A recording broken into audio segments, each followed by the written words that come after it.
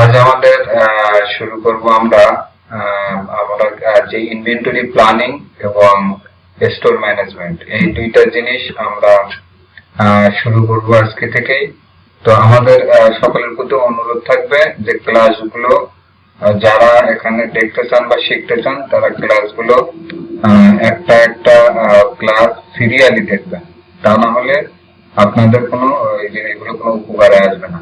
যেহেতু রেকর্ডেড ক্লাসগুলো সবসময় থাকবে পেজে বা ইউটিউব চ্যানেলে, সো আপনাদেরকে সবসময় এই এটাকে দেখতে হবে মনোযোগ সহকারে। আমরা প্রথম দেখাবো যে আসলে আমাদের মূল যে জিনিসটা সেটা হচ্ছে, প্রথম আমরা দেখবো কিভাবে ইনভেন্টরি প্ল্যানিং করতে হয়, কারা এবং কিভাবে একটা প্রতিষ্ঠানে ইনভেন্টরি প্ল্যানিং হয়, সেখানে কার কি ভূমিকা থাকে এবং কোন কোন বেসিক ক্যালকুলেশন গুলো জানা থাকা লাগে সেটা আমরা দেখব। তারপর আমরা দেখবো যে স্টোর ম্যানেজমেন্ট, স্টোরটা কিভাবে ম্যানেজ করতে হয় ডে বাই ডে অপারেশনের জন্য। তো আমরা এই আরএমজি সেক্টর শুরু হয় অ্যাকচুয়ালি কটন ইম্পোর্ট থেকে, বিকজ অফ আমাদের দেশে যে কটন যেটা প্রোডাকশন হয় সেটা অ্যাকচুয়ালি সাফিসিয়েন্ট না, সেটা বলার মতো না। তো আমাদের ম্যাক্সিমাম কটন বাইরে থেকে ইম্পোর্ট করতে হয়। আমাদের কটন ইন্ডিয়া থেকে আসে, চায়না থেকে আসে, উজবেকিস্তান, তুর্কমেনিস্তান, ইউএসএ থেকে আসে, অস্ট্রেলিয়া থেকে আসে। তো এই কটন ইম্পোর্ট করার পরে আমাদের কি হয়, এটা স্পিনিং হয়। স্পিনিং হয়ে সেখানে ইয়ার্ন তৈরি হয় এবং সেই ইয়ার্ন দিয়ে কিভাবে ফেব্রিক তৈরি হয়, সেই ফেব্রিক এবং ফেব্রিক থেকে কিভাবে গার্মেন্টস তৈরি হয় এবং গার্মেন্টস এর পরে কিভাবে সেটা এক্সপোর্ট হয়, এই যে টোটাল একটা প্রসেস।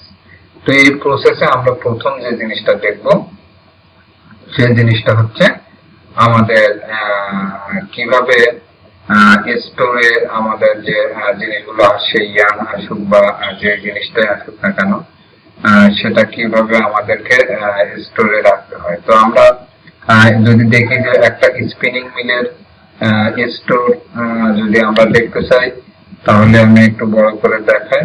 সেটা হচ্ছে যে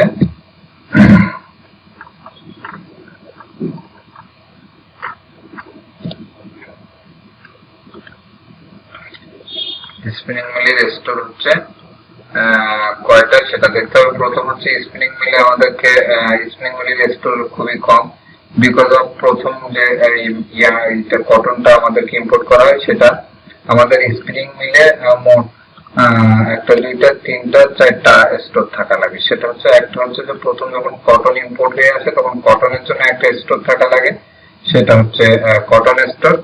এবং সেই কটন স্টোরের সাথে একটা জেনারেল স্টোর লাগে, যেখানে জেনারেল স্টোর গুলোতে আপনার বিভিন্ন ধরনের প্যাকিং ম্যাটেরিয়াল বা যে সমস্ত স্পেয়ার পার্টস বা মেশিনারি জেনে রাখার জন্য একটা জেনারেল স্টোর ব্যবহার হয়। ডে টু বাই ডে অপারেশনের জন্য অ্যাডমিনিস্ট্রেটিভ কিছু জিনিসপত্র লাগে, এই সবগুলো জেনারেল স্টোরে রাখা হয়।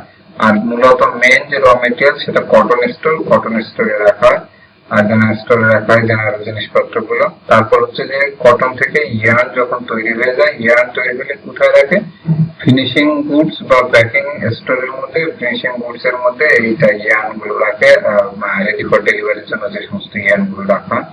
আর মাঝখান দিয়ে যে সমস্ত প্রোডাক্ট ওয়ার্কিং প্রসেসে থাকে সেগুলো বেসিক্যালি ফ্লোরে থাকে, সেগুলো কোনো স্টোরে থাকে না। আর একটা হচ্ছে যে এই প্রোডাকশন প্রসেসে যেসব জিনিসপত্র ওয়েস্টেজ হয় বা ডেড ওভার হয়ে যায়, নষ্ট হয়ে যায়, সেগুলো ওয়েস্টেজ স্টোরে রাখা এবং সেগুলো রিসেল করা হয় বা সেগুলো হয়তো বা কোনো কোনো সময় ধ্বংস করে দেওয়া হয়, আবার অনেকগুলো রিপেয়ার মেনটেন্যান্স করা হয়, অনেকগুলো আবার সেল করে দেওয়া হয়। তো আমরা দেখলাম যে একটা স্পিনিং মিলে আমরা যেটা দেখলাম যে সেখানে চারটা স্টোর থাকে। প্রথম একটা কটন স্টোর থাকে, একটা জেনারেল স্টোর থাকে এবং একটা ফিনিশিং গুডস বা প্যাকিং স্টোর থাকে, আর একটা থাকে কি ওয়েস্টেজ যে গুডস গুলো থাকে তাদের জন্য একটা স্টোর থাকে। তো এই স্টোর গুলোকে আমাদের একটা কি হয়, একটা ইয়ার্ন মিল বা স্পিনিং মিলে এগুলো থাকে।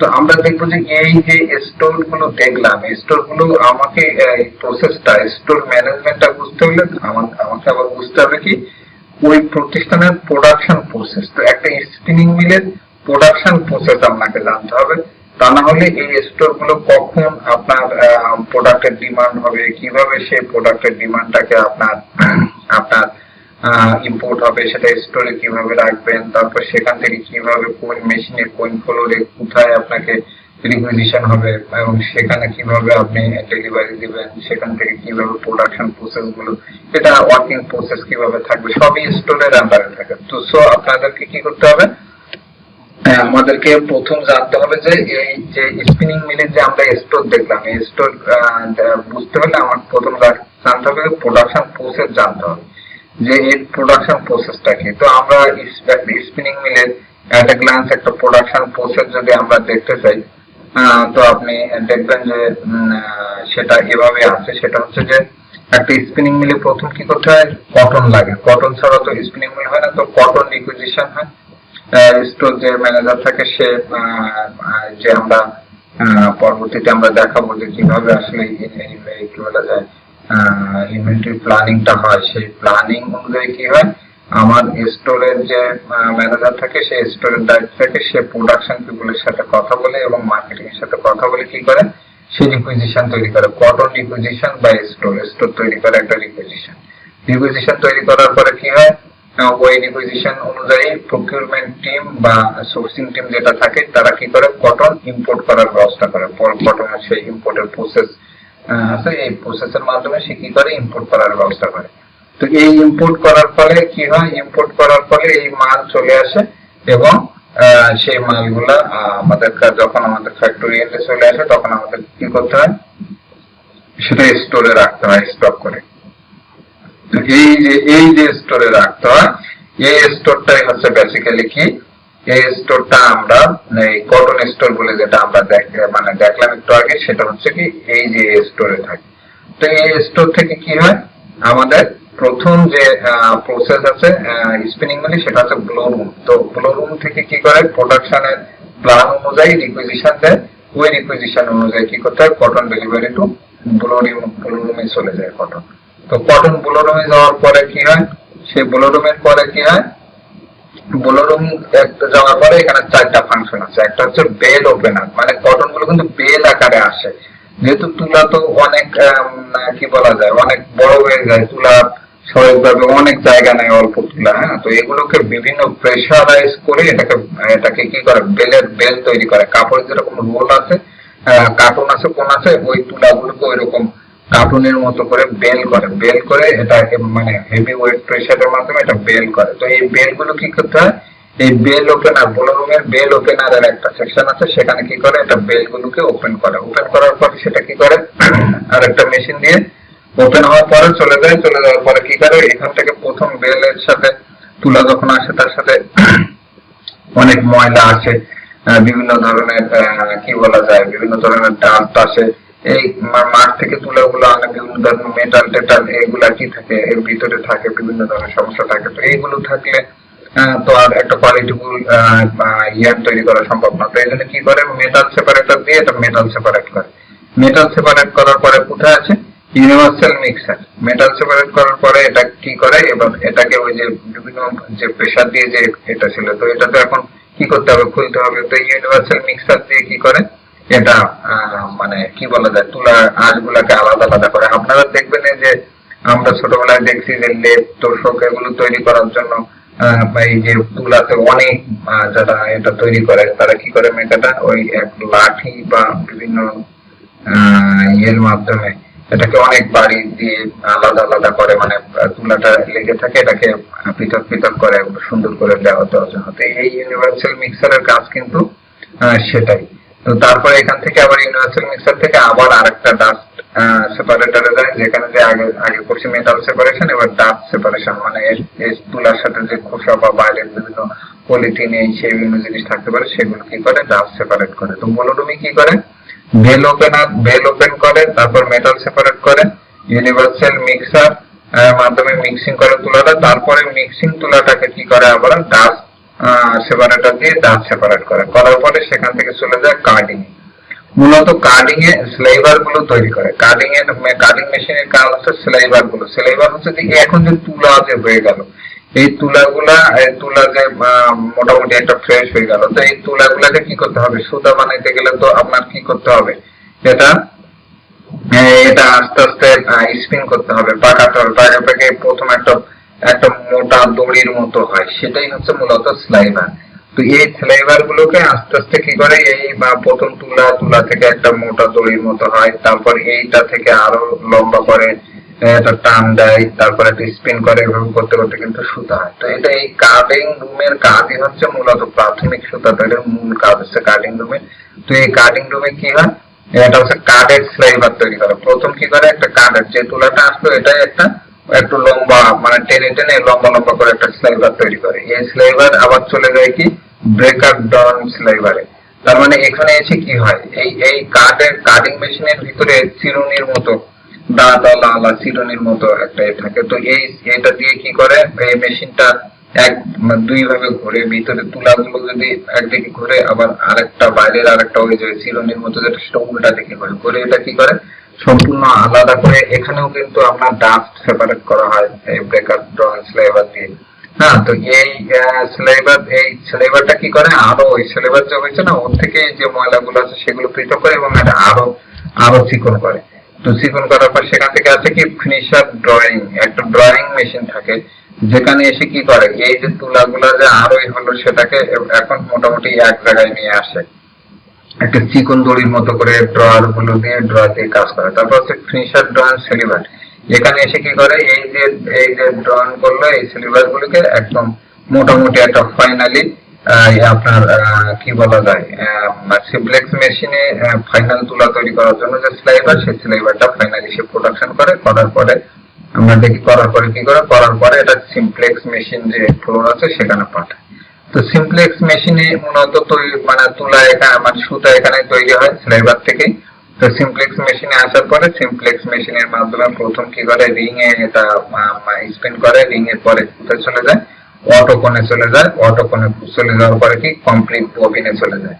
কোণ মানে যেগুলো আমরা যে কোণগুলো বলতে যেখানে সুতা, যার মাধ্যমে সুতা পেঁচিয়ে রাখে, এটা এগুলো হচ্ছে কোণ। হ্যাঁ, তো এই কোণে চলে যায় এই বব, তারপর কোণ থেকে কোথায় চলে যায়, ববিনে চলে যায়। কোণের থেকে আরো মানে যে একেবারে কি বলে যায়, টেক্সটাইল মিলে ব্যবহার করার জন্য যে ববিন গুলো আছে সেই ববিনে ফাইনালি চলে যায় বেসিক্যালি। তারপরে কি হয়, এই ববিনে যাওয়ার পরে এটা রেডি হয়ে যায়, ফাইনাল প্রোডাক্ট হয়ে যায়। তো এটা হওয়ার পরে এটা কি হয়, প্যাকিং হয়। প্যাকিং হওয়ার পরে কোথায় যায়, রেডি ফর ডেলিভারিতে চলে যায়। প্যাকিং হওয়ার পরে এখন কিন্তু এই যে ফিনিশিং স্টোর একটা বলছিলাম সেখানে চলে আসে। সেখানে চলে আসার পরে কি হয়, রেডি ফর ডেলিভারির জন্য অপেক্ষা করে। হ্যাঁ, তারপর হচ্ছে কি করে, এখান থেকে মার্কেটিং ওয়ালারা ফাইন্যান্স থেকে একটা অর্ডার নেয়, ডেলিভারি অর্ডার নেয়, যারা তাদের যে এক্সপোর্ট বা সেলসের জন্য যে সমস্ত ডকুমেন্ট দরকার সেই ডকুমেন্ট গুলো কনফার্ম করে। করার পরে তারা কি করে, ফাইন্যান্স থেকে বা অ্যাডমিন থেকে, আবার অনেক ফাইন্যান্স ডিপার্টমেন্ট থেকে, আবার অনেক কমার্শিয়াল থেকে কি করে, একটা ডেলিভারি অর্ডার ইস্যু করে। ডেলিভারি অর্ডার ইস্যু করা সেই অনুযায়ী কি করে, স্টোর কিন্তু ডেলিভারি দিয়ে দেয়।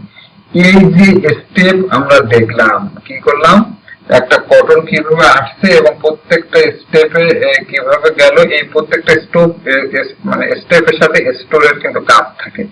কখনো কি থাকে, সরাসরি মানে নিয়মিত কাজ থাকে, আবার কখনো কি থাকে, পিরিয়ডিক কাজ থাকে। হ্যাঁ, তো আমরা যেটা বিভিন্ন ইন্টারভিউ বোর্ড বা বিভিন্ন বই খাতা বা বিভিন্ন কোর্সে যেগুলো আমাদেরকে শেখায় যে কি বলে সাপ্লাই চেইন ম্যানেজমেন্ট, এটা part of A supply chain management. তো আপনার স্টোর ম্যানেজমেন্ট কিন্তু একটা খুবই গুরুত্বপূর্ণ, এবং সবাই কিন্তু বিভিন্ন অঙ্ক শেখায়, ফিফো মেথড শেখায়, লিপো মেথড শেখায়, পারপেচুয়াল কাউন্টিং মেথড শেখায়, এরকম বিভিন্ন ধরনের শেখায়। কিন্তু আসলে there is no practice in any theoretical from our বুক।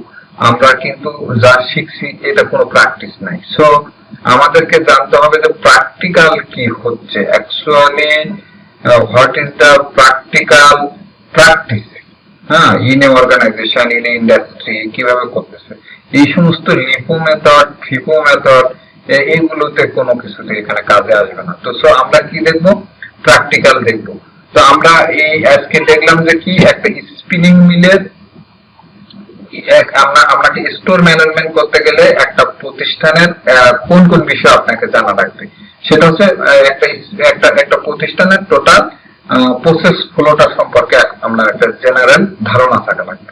তারপর সেই জেনারেল ধারণা অনুযায়ী আমরা কোন স্টেপে, যেরকম আপনি কিন্তু এই যে ধরেন আমরা একটা ইসের অ্যাডভান্স যাই, মনে করেন যে সিমপ্লেক্স মেশিনে কিন্তু আপনার কিন্তু স্টোরের কোনো কাজ নাই, কিন্তু আবার অনেক কাজ আছে। কেমন যে আপনি এখন আপনার কাজে লাগতেছে না, কিন্তু যখন আপনার কি এটা পিরিয়ডিক বা আপনি যখন একটা প্ল্যান এক্সিকিউট করবেন যে আপনার কতটুকু ইনভেন্টরি থাকবে, কিভাবে ইনভেন্টরি আপনি সিলেক্ট মানে ঠিক করবেন যে আপনার কতটুকু আপনার উঠে গেলে আপনার রিঅর্ডার লেভেল হবে, আপনার সেফটি স্টক কি, আপনার এখন যখন আপনি ম্যাটেরিয়াল পারচেজ রিকুইজিশন তৈরি করবেন তখন আপনাকে এই ফ্লোরের কিন্তু ওয়ার্কিং প্রসেসে যে সমস্ত র মেটেরিয়ালস আছে বা বিভিন্ন র মেটেরিয়ালস থেকে বিভিন্ন ভ্যালু এডিশন হয়ে একটা লেভেলে গেছে, তো সেই জিনিসগুলো কিন্তু আপনাকে কাউন্টিং এ রাখতে হবে। বিকজ অফ সবসময় মনে রাখতে হবে যে আপনার যে প্রোডাকশন ক্যাপাসিটি আছে সেই ক্যাপাসিটি ইউটিলাইজেশন কিন্তু দুইটা জিনিসের উপর নির্ভর। সেটা হচ্ছে যে আপনার অর্ডার আছে কিনা, অর্ডার যদি না থাকে তাহলে প্রোডাকশন ক্যাপাসিটি ইউটিলাইজ হবে না। আর দ্বিতীয়ত হচ্ছে কি আপনার যে ম্যানেজমেন্ট আছে তাদের এফিসিয়েন্সি লেভেল কত, মানে আমার যে প্রোডাকশন ক্যাপাসিটি যদি হয় যে 10 টন, তাহলে আমি এটা মেশিন চালিয়ে এটা হয়তো 5 টন 7 টন করতে পারতেছি, বিকজ ল্যাক অফ এফিসিয়েন্সি। তো আপনার এফিসিয়েন্সি যদি ভালো না থাকে সেক্ষেত্রেও আপনার কি প্রোডাকশন কিন্তু ম্যাক্সিমাম করার সুযোগ নাই। আবার যদি আপনার যদি কি বলা যায় সেলস যদি না থাকে তাহলে কিন্তু প্রোডাকশন ম্যাক্সিমাম করার সুযোগ নেই। তো আপনার সবসময় মাথায় রাখতে হবে প্রোডাকশন এফিসিয়েন্সি এবং সেলস অর্ডারের উপরে নির্ভর করবে আপনার ইনভেন্টরি কোন লেভেলে আপনি রাখবেন, এবং এর বাইরেও নির্ভর অনেক বিষয় আছে। তার মধ্যে মেন বিষয় এটা ইনভেন্টরি আপনি কোন লেভেলে রাখবেন, আসলে আপনার what is your safety stock position, মানে আপনার ইকোনমিক অর্ডার কোয়ান্টিটি কি হবে। তো এই সব কিছু কিন্তু নির্ভর করবে কিসের উপরে, সবকিছু নির্ভর করবে কিন্তু আপনার এই যে ফ্যাক্টরি আছে তার অর্ডার কন্ডিশন, আপনার production efficiency, at the same time মানে একবার ইন্টারন্যাশনাল যে ইকোনমিক যে সিচুয়েশন আছে সেটার উপরে, এবং আপনি আসলে কোন ভাবে আপনার সিজনাল একটা ব্যাপার আছে, কোন সিজন আপনি এটার দাম কমে, কোন সিজনে বেশি হয় সেই সিজন, এবং ফাইন্যান্সিয়াল ক্যালকুলেশন আপনার অপরচুনিটি কস্ট ক্যালকুলেশনের একটা ব্যাপার আছে। এগুলো আমরা ইনভেন্টরি প্ল্যানিং যখন আমরা দেখবো, বেসিক্যালি যখন আমরা ইনভেন্টরি প্ল্যানিং দেখবো, হ্যাঁ, তো স্টক ম্যানেজমেন্ট তো ইনভেন্টরি প্ল্যানিং এর ভিতরে আমরা এটা ডিটেইলস আলোচনা করব। তো আজকে এই পর্যন্ত আপনাদেরকে আমি যেটা জানালাম যে ফাইনালি আমি সামারি করে বলি, সেটা হচ্ছে 1 নম্বরে আপনি যে স্টোর ম্যানেজমেন্ট করবেন সেই স্টোর ম্যানেজমেন্টের জন্য আপনার ওই কি বলা যায় ওই ইন্ডাস্ট্রির প্রোডাকশন ফ্লো বা বিজনেস প্রসেস ফ্লো আপনাকে বুঝতে হবে। আর দ্বিতীয়ত হচ্ছে যে আপনাকে ওই প্রোডাক্ট সম্পর্কে মোটামুটি সাধারণ ধারণা থাকতে হবে, এবং আপনার স্টোর গুলো এবং আপনার যে সেফটি স্টক বলেন বা কি বলা যায় ইউকিউ ইকোনমিক অর্ডার কোয়ান্টিটি বলেন বা যেটা আছে সেটা আপনাকে কি করতে হবে, জানতে হবে। তো আমরা আজকে শুধুমাত্র আমরা যেহেতু স্পিনিং দিয়ে শুরু করছি, আজকে আমরা প্রথম এই পর্যন্ত আমাদের ক্লাস শেষ করলাম। আল্লাহ হাফেজ।